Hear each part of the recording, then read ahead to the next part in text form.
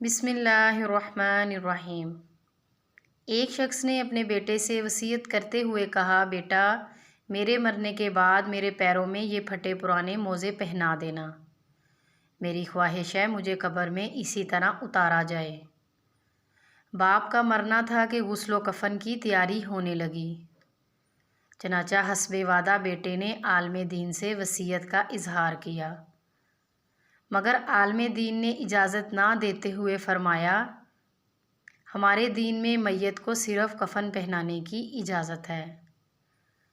लड़के ने काफ़ी इसरार किया, जिसकी बिना पर उलमाए शहर एक जगह जमा हुए ताकि कोई नतीजा निकल सके। मगर होना क्या था, लफ्ज़ी तकरार बढ़ती गई।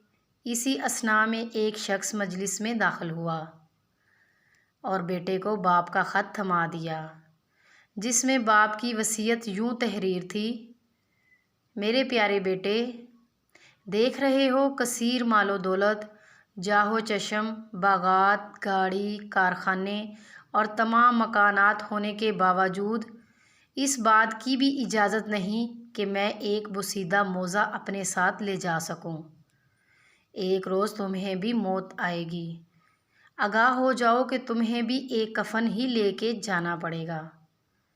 लिहाजा कोशिश करना कि जो मालो दौलत मैंने वर्सा में छोड़ी है, इससे इस्तिफ़ादा करना, नेक राह में ख़र्च करना, बेसहारा का सहारा बनना, क्योंकि जो वाहद चीज़ कब्र में तुम्हारे साथ जाएगी वो तुम्हारे अमाल होंगे।